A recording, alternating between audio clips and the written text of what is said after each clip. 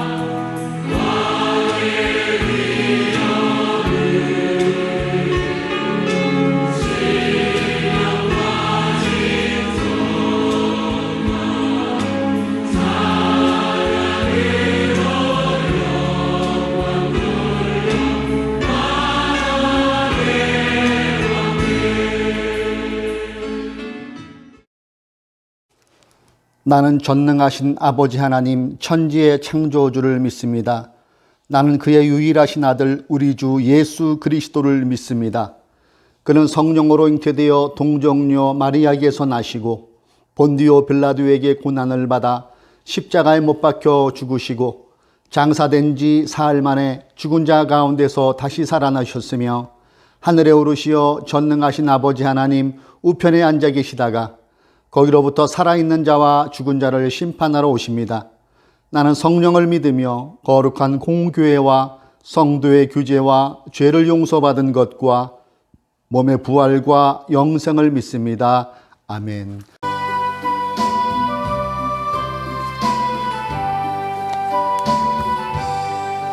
나의 영원하신 기업 생명보다 귀하다.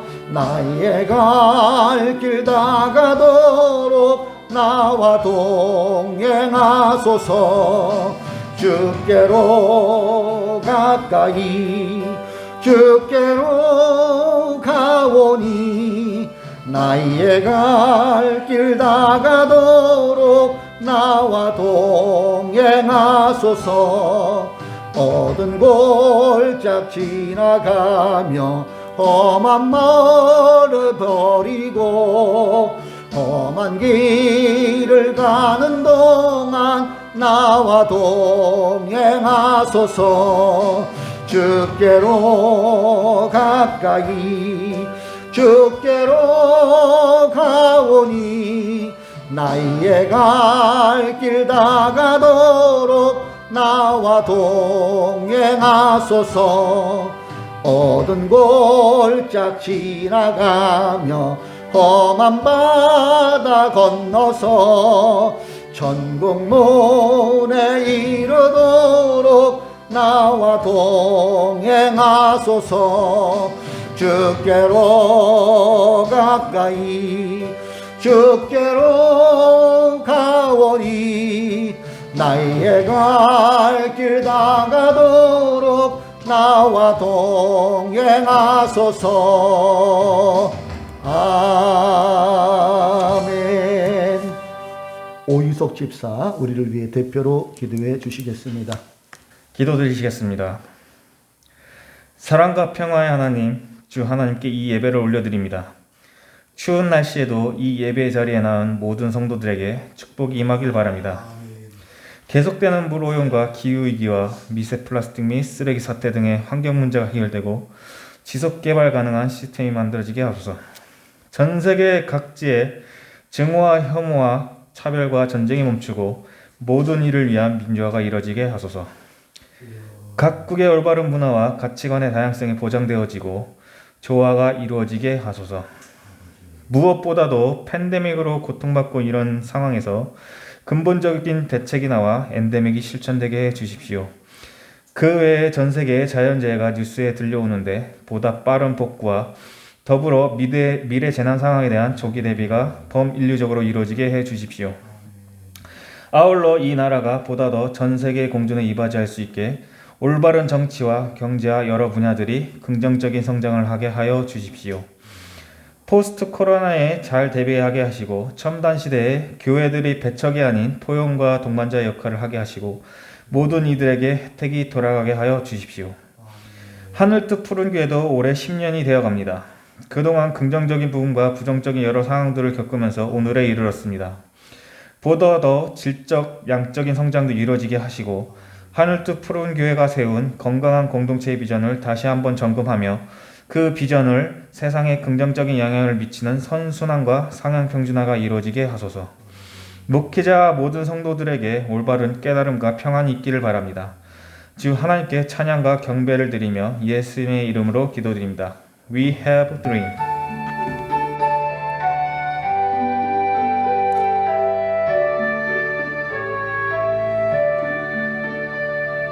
자, 우리 하나님의 말씀 오늘은 설날도 가까우고 해서 우리 마가복음은 한 주 쉬고 우리 사무엘상을 읽으면서 오늘 하나님의 뜻을 좀 발견할까 합니다. 사무엘상 2장 34절과 35절 구약성경 개역개정으로 412면쯤에 있습니다. 내 두 아들 홈니와 비누아스도 한날에 죽을 것이며 이것은 내가 말한 모든 것이 반드시 이루어진다는 나는 나의 마음과 나의 생각을 따라서 행동하는 충실한 제사장을 세우겠다. 내가 그에게 자손을 주고 그들이 언제나 내가 기름 부어 세운 왕 앞에서 제사장 일을 보게 하겠다. 아멘. 본문을 근거로 하여서 조심 또 조심 이러한 말씀으로 우리 잠시 하나님의 말씀을 생각해 볼까 합니다. 그날 밤 엘리 제사장은 잠을 제대로 이루지를 못했어요. 밤이 벌써 1시가 넘어가는데도 잠이 오지 않는 거예요. 그 이유는 아까 낮에 자신을 찾아와 하나님의 말씀이라고 대언해준 어떤 한 선지자, 그 말만 하고 바람같이 살았던 그 선지자가 한 말이 계속 기억에 남기 때문에 그래요. 그 한 선지자, 엘리 제사장을 찾아와서 하나님의 말씀이라고 전해주고 그 한 선지자의 그 말이 사무엘상 2장 27절로 30절에 기록되어 있더라고요. 그러므로 나 주 이스라엘의 하나님의 말한다. 지난날 나는 너의 집과 너의 조상의 집이 제사장 가문을 이루어 언제까지나 나를 섬긴 것이라고 분명하게 약속하였지만 이제는 더 이상 그렇게 하지 않겠다. 이제는 내가 나를 존중하는 사람들만 존중하고 나를 경멸하는 자들은 수치를 당하게 할 것이다. 나 주의 말이다. 이 말에 엘리 제사장이 찔린 거예요. 그날 낮에 선지자 입을 통해서 전해진 이 말이 엘리 제사장에는 두려운 말이었고 무시무시한 잠을 못 이룰 정도의 고민거리로 자리 잡게 되었다는 것이죠. 엘리는 당시 이스라엘의 영적 지도자였어요. 지금 그에게는 과분할 정도의 많은 물질이 있었고 명예가 있었습니다. 그런데 이렇게 많은 물질과 명예가 엘리 제사장에게는 어느 순간부터 풍요의 저주로 다가왔다는 것이에요. 여러분, 사무엘상에 기록되어 있는 사무엘상 맨 앞쪽에 나오는 엘리 제사장은 처음부터 이런 모습은 아니었을 거라는 겁니다. 그 또한 한때는 그의 어린 제자 사무엘과 똑같이 하나님을 지극히 섬겼고 백성들에게 칭찬받는 제사장이었을 것입니다. 자, 그럼 언제부터 이 엘리 제사장이 하나님의 거룩한 성직을 감당하면서 부담으로 다가오고 괴로움으로 다가오면서 그의 마음과 생각을 힘들게 했을까요? 엘리 제사장이 이렇게까지 된 이유를 구약성경 사무엘상 2장 29절은 이렇게 표현하고 있어요. 그런데 너희는 어찌하여 나의 처소에서 나에게 바치라고 명한 나의 제물과 예물을 멸시하느냐? 어찌하여 너는 나보다 내 자식들을 더 소중하게 여기어 나의 백성 이스라엘이 나에게 바친 모든 제물 가운데서 가장 좋은 것들만 골라다가 스스로 살찌도록 하느냐? 여기 보면은 세 개가 우리로 하여금 생각하게 되죠. 어찌하여 나의 처소에서 나에게 바치라고 명한 나의 제물과 예물을 멸시하느냐? 함부로 당했다는 거예요. 또 여기 보면은 나보다 내 자식들을 더 소중히 여기요. 이때부터였다는 것이죠. 그리고 스스로 살찌도록 하느냐. 이러한 것들이 엘리 제사장을 하나님께서 맡기신 영광스러운 직분을 수행하면서 기쁨과 보람이 점점 사라지게 했고 그를 근심의 사람, 괴로움을 가진 그의 사역이 될 수 있었다는 것을 우리는 이 29절을 통해서 깨달을 수가 있죠. 엘리 제사장도 처음에는 그렇지 않았더라도요. 하나님께 제사드려 오는 백성들을 소중히 여겼던 사람이고 한 사람 한 사람을 최선을 다해서 섬겼던 사람이 엘리 제사장이었어요. 그러면서 자신의 몫으로 제사장 역할을 감당하면서 산출되는 자신의 합당한 부산물조차도 처음에는 황송하게 생각했어요. 감격적으로 생각했어요. 내가 이거 받아도 되나? 내가 하는 일도 별로 없는 것 같은데 우리 백성들이 성도들이 하나님께 예배드리면서 나에게 또 이런 부산물을 주는구나. 소중하게 써야지. 이런 마음이 엘리 제사장에도 있었다는 거예요. 그런데 세월이 흘러가면서 엘리 제사장 마음속에 있었던 그 풋풋함, 신선함이 점점점 사라지게 되고 자신의 몫으로 과하게 들어오는 물질을 언제부턴가 당연하게 생각하게 되었고 그렇게 세월이 흐름과 동시에 자연스럽게 그에게는 부가 쌓여갔어요. 명예가 높아졌습니다. 권력이 생겼어요. 이처럼 제사장 직분을 오래 하면서 그에게는 권력이 생겼고 기득권이 자연스럽게 만들어지는 그런 상황으로 전개가 됩니다. 성경은 엘리의 이 상태를 딱 한 단어로 표현해요. 그는 이미 눈이 어두워져서 잘 볼 수 없었다. 사무엘상 3장 2절의 말씀이거든요. 무엇이 어두워졌다고 합니까? 눈이 어두워졌다는 거예요. 육신의 눈과 더불어 우리가 이 의미를 더 깊이 들어가면은 영적인 판단력이 흐려지고 있음을 이 사무엘서의 저자는 지적하고 있다는 것이지요. 결국 엘리 제사장의 마지막은 갈라디아서 3장 3절의 말씀처럼 처음에는 성령으로 시작하였다가 육체로 마치는 그런 일생이 되어버렸다는 것입니다. 오히려 그가 얻었던 그가 누렸던 명예가 풍요의 저주로 되돌아오는 성경의 대표적인 명예롭지 못한 인물로 지금도 우리에게 회자되고 있다는 사실이지요. 여러분, 성경은 사무엘서에서 왜 굳이 엘리 제사장의 이 수치스러운 말년을 기록하면서 시작이 될까요? 사무엘상을 보면은 이 엘리 제사장의 이야기로 시작되거든요. 수치스러운 이야기로 왜 시작이 될까요? 그냥 그 이후에 등장하는 사무엘 이야기는 아름답잖아요. 기도하면 하나님의 음성을 듣고 한나가 간절히 아기가 없을 때 기도하면 하나님께서 준 그 아들 사무엘을 그 좋은 것으로 시작하면 또 괜찮을 것 같은데 하필 엘리의 제사장 이야기 그리고 그의 두 아들 홈니와 비느하스의 수치스러운 죽음, 수치스러운 사건을 왜 기록해 나왔을까요? 저는 이 부분을 보면서 저에게 떠오른 단어가 하나 있어요. 그것은 뭐냐면은 블랙아이스라는 거예요. 운전하는 우리 교우님들은 아실 거예요. 블랙아이스. 상습 결빙 지역도 이거 비슷한 내용일 거예요. 블랙아이스. 요즘처럼 겨울에 이게 엄청난 사고로 유발되고 심지어는 많은 사람의 목숨까지 앗아가는 걸 여러분 TV나 SNS를 통해서 보셨을 것 같아요. 눈으로 볼 때는 얼은 것 같지 않은데 살얼음에 살짝 얼어가 있는 거예요. 그래서 아무 생각 없이 평소에 본인이 주행하던 식으로 브레이크를 밟으면 그냥 미끄러 버리는데 거기에는 스노우 타이어건 사름 구더기는 아무런 답이 없습니다. 그냥 미끄러져 버려가지고 사고로 이어지는 겨울철의 복병이 바로 블랙 아이스라고 합니다. 여러분, 제가 예배를 끝나고 귀하기만 낮에 저희 일터로 평창으로 올라가는 이유 중에 하나도 여기에도 연유가 돼요. 그리고 항상 주일날 마치 못하고 그 전에 내려오지 못하면 항상 마음이 무거운 게 새벽에 길이 살짝 얼어 있거든요. 늘 부담으로 다가오는 것도 이 블랙 아이스 때문에 그렇다는 얘기죠. 그래서 이 블랙 아이스 구간을 지날 때는 다른 방법 없더라고요. 일단 속도를 줄이고 앞차와의 간격을 2배, 3배로 멀리 둬야 되죠. 그리고 필요 이상의 브레이크를 밟기보다는 엔진 브레이크를 사용하라는 것을 전문가들이 권면을 하고 있더라고요. 거기에 당연히 비상등을 켜야죠. 나의 존재를 알리는 비상등. 이것이 뭐냐면은 조심이죠. 조심하고 또 조심하는 게 블랙 아이스를 피할 수 있는 방법의 최고라는 겁니다.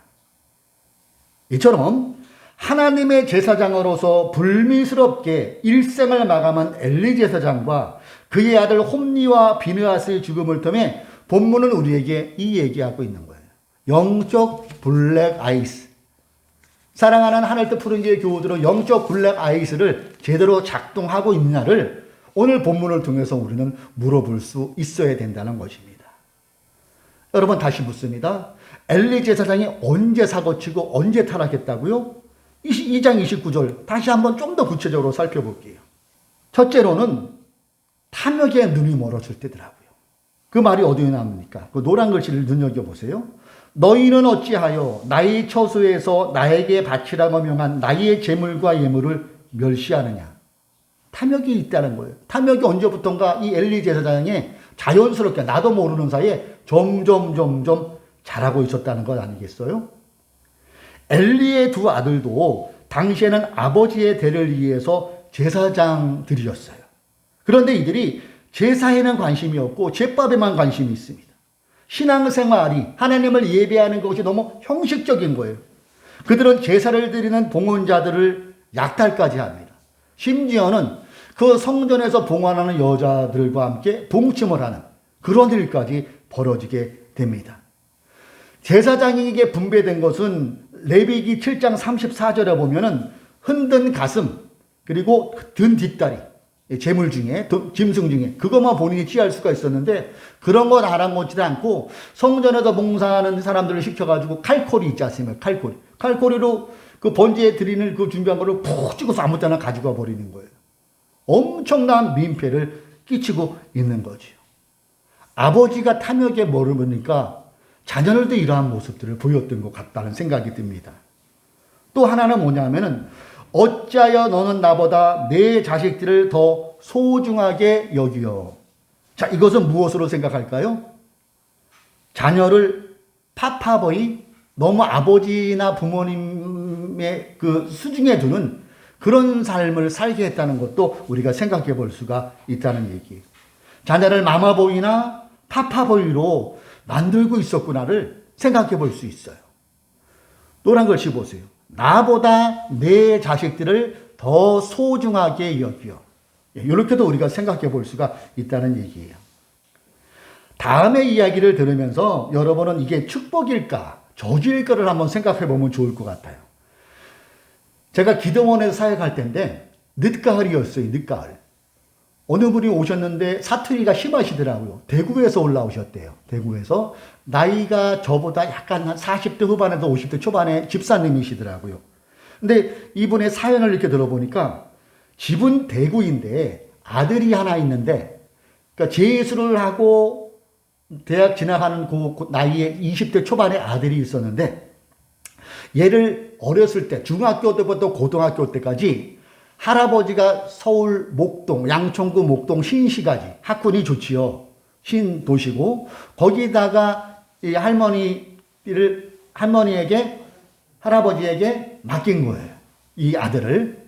그래서 그곳에서 교육을 쭉 보는데 아들이 얼마나 부모님을 그리워했을 거 아니에요. 그러니까 미안하다는 그 마음을 가지고 어떻게 보상하냐. 뭐든지 돈으로 해결해 준 거예요. 걔가 갖고 싶다는 게이밍기, 걔가 갖고 싶다는 핸드폰, 걔가 가고 싶다는 여행, 해외여행도 비싼 돈 들여서 영어 연수 그런 것도 막 보내고 그렇게 했었어요. 할아버지 할머니 밑에서 걔가 7년을 살았지요. 이 할아버지 할머니가 금슬이 좋으시면 되는데 늘 싸우는 모습을 보여줬대요. 얘 마음속에 어떤 쓴뿌리가 이렇게 내려가고 있었던 것 같아요. 세월이 흘러서 7년째 재수를 내서 이 친구가 중앙대 토목공학과를 지원했는데 떨어진 거예요. 그때부터 이 분노를 엄마한테 쏟아내는데 이렇게 얘기하는 거예요. 엄마, 내가 다 이렇게 된 게 엄마 때문에 그래. 엄마 때문에 그래. 그러면서 내가 7년 동안 엄마 아빠랑 같이 못 살았으니까 그 보상으로 외제 승용차 아우디 3500 2주 내에 만들어내라는 거예요. 그러면서 이 아들 녀석이 엄마 뺨을 때리래요. 폐륜이지요.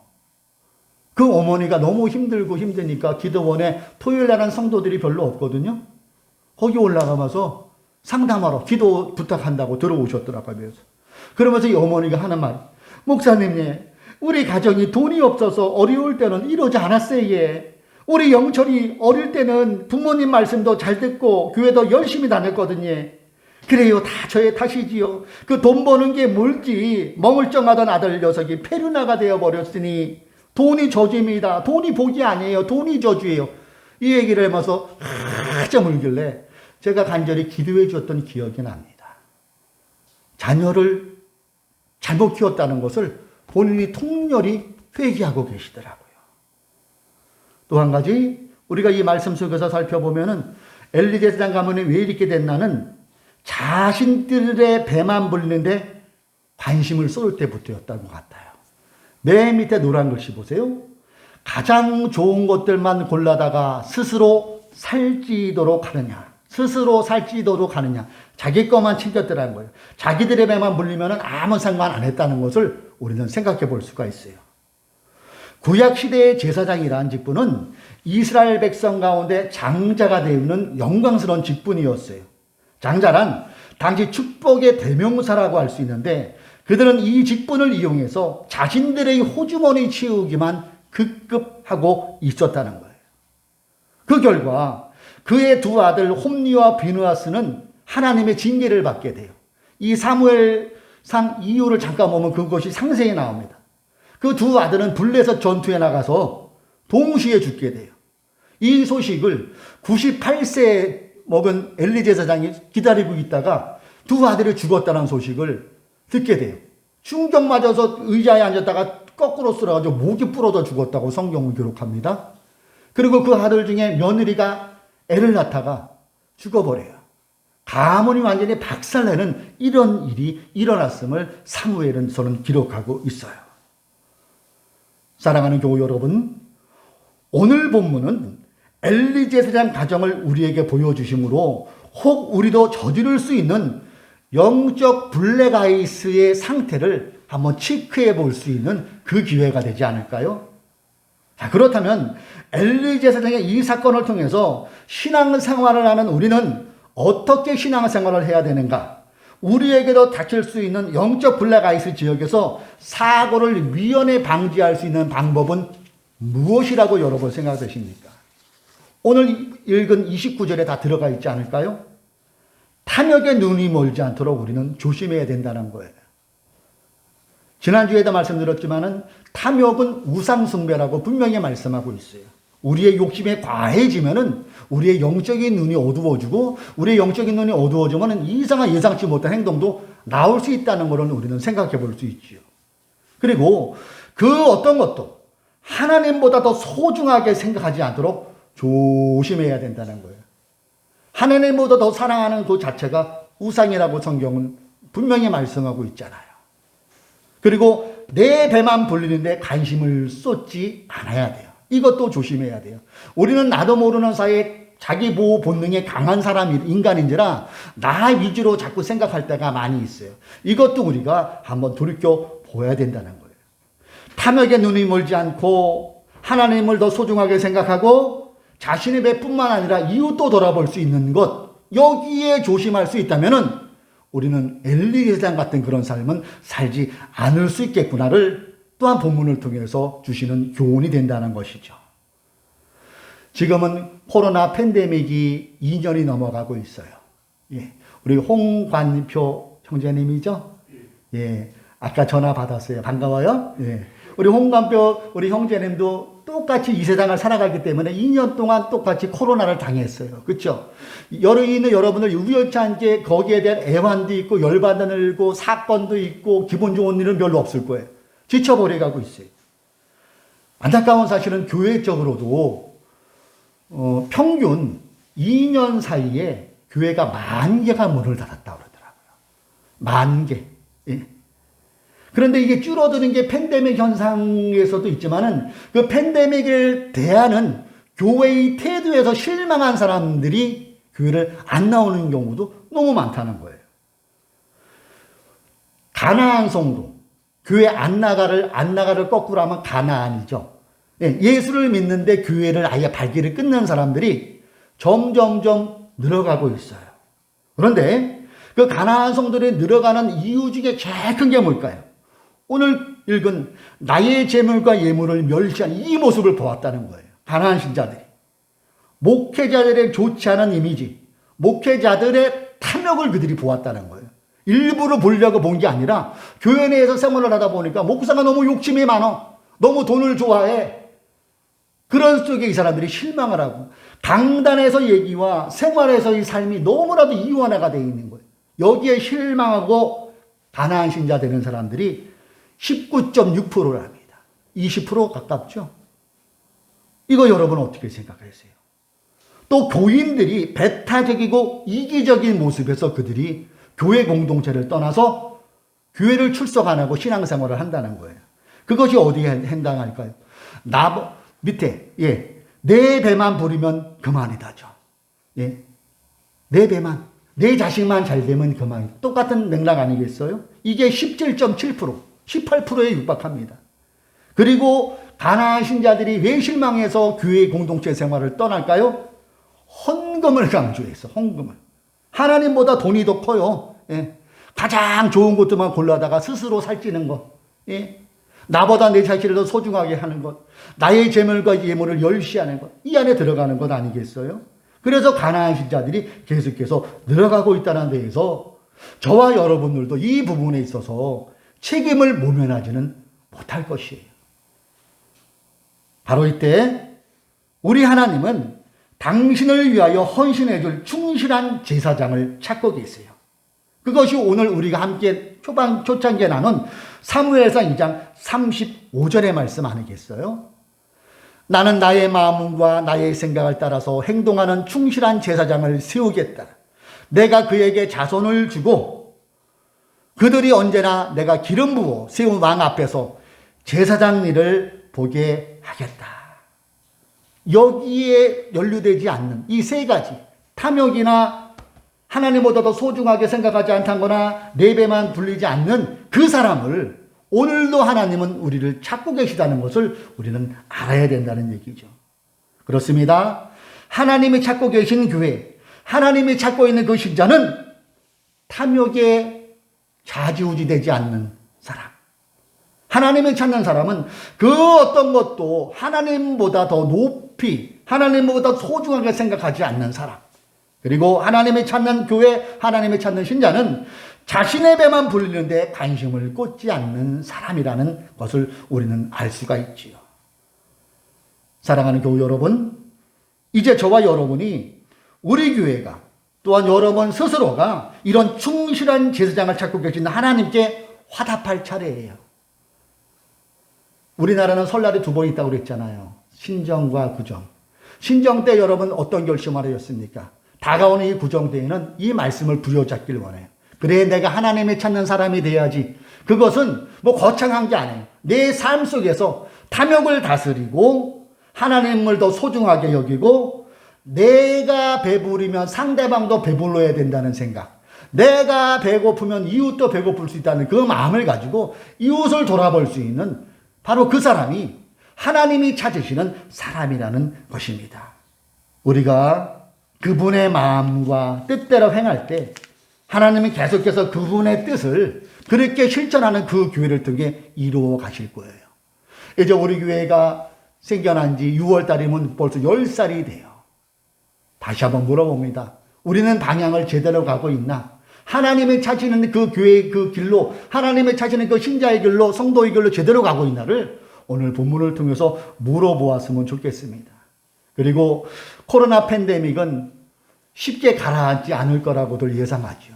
바로 이 어려운 때일수록에 우리는 주님을 바라보면서 그럴지라도 탐욕에 물들지 않고, 그럴지라도 하나님을 소중하게 생각하며, 그럴지라도 이웃을 돌아볼 수 있는 그런 참다운 그리스도인의 삶을 살아가는 2022년도 호랑이에, 그리고 여러분의 일생 우리 교회가 되기를 주님의 이름으로 축복합니다. 그래서 오늘 말씀 제목은 조심 또 조심입니다. 우리 모두 말씀에 근거해서 조심하여서 영적 블랙아이스를 잘 지나감으로 하나님께 영광 돌리는 그러한 삶을 살아가시기를 주님의 이름으로 축원합니다. 아멘. 기도하겠습니다. 하나님 아버지 감사합니다. 오늘은 우리가 사무엘상 2장을 살펴보면서 조심 또 조심을 한 제목으로 말씀을 나누었습니다. 주여 엘리 제사장이 처음에는 안 그랬는데 어떻게 그의 삶이 풍요가 저주가 되는 삶을 우리에게 살았음을 보여주고 있습니다. 주여 우리는 탐욕에 눈이 멀지 않도록 조심하게 하여 주십시오. 그 어떤 것도 하나님보다 더 소중하게 생각하지 않는 우리들 되게 하여 주옵소서. 자신의 반 불리는 것이 아니라 이웃에게 나눌 수 있는 예수님의 사랑의 실전이 우리의 삶에서 이루어지게 하여 주십시오. 그러므로 우리가 인생사에서 수시로 만나는 영적 블랙 아이스를 잘 지나감으로 사고 내지 않고 하나님께 영광 누리는 그런 삶을 살아가게 하여 주십시오. 이제 설날이 멀지 않았습니다. 우리 사랑하는 교우님들 또 부모님으로 일가 친척으로 또 왔다 갔다 할 텐데 가는 길 오는 길 안전하게 지켜주시고 또 풍요로운 설날이 될 수 있도록 주님 저들의 마음에 위로와 소망을 더하여 주십시오. 지루하게만 한 이 코로나 팬데믹에서 잘 이겨낼 수 있도록 잘 극복해낼 수 있도록 우리 모든 교우님들에게 성령의 충만함을 더하여 주십시오. 하나님을 사랑하는 마음으로 예물 드린 손길이 있습니다. 주님께서 그 예물 기쁨으로 흠양하여 주시고 이 예물이 쓰여지는 곳에 하나님의 나라와 의가 이루어지는 귀한 물질로 되게 하여 주십시오. 마음에 소망하는 것 있습니다. 물질의 문제입니까? 어떤 관계의 문제입니까? 여러 가지 말 못할 문제입니까? 건강입니까? 주님께서 친히 역사하여 주셔서 문제보다 크신 하나님을 우리 성도님이 만나는 한 주간 되게 하여 주십시오. 주님 사랑합니다. 영광받아 주옵소서. 예수님의 이름으로 축복하며 기도드립니다. 아멘.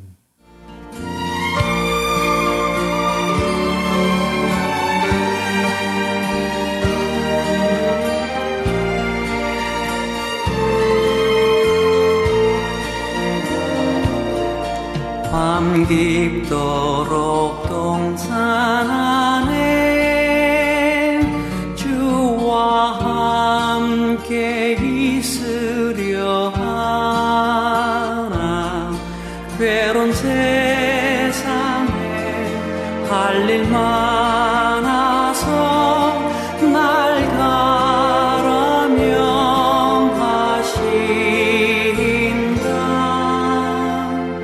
주가 나 함께 동행하면서 나의 친구 되시오니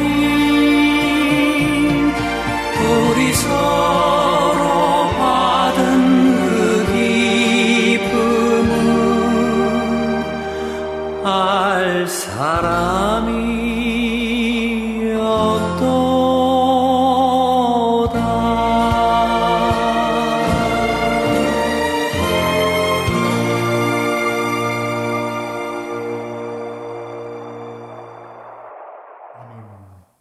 자, 우리 한 주간 살아갈 때에 조심 또 조심해서 하나님 마음에 합한 그런 삶을 살아가길 소망합니다. 우리 서로를 축복하는 마음으로 손을 앞으로 내밀고 서로를 위한 축복의 선언을 같이 선언합니다. 시작. 주 예수 그리스도의 은총과 하나님의 사랑과 성령께서 이루어 주시는 친교가 우리 가운데 영원토록 함께 있기를 주님의 이름으로 축원합니다. 아멘. 한 주간도 주님 안에서 평안하시기 바랍니다. 이것으로 오늘 예배를 마치도록 하겠습니다. 감사합니다.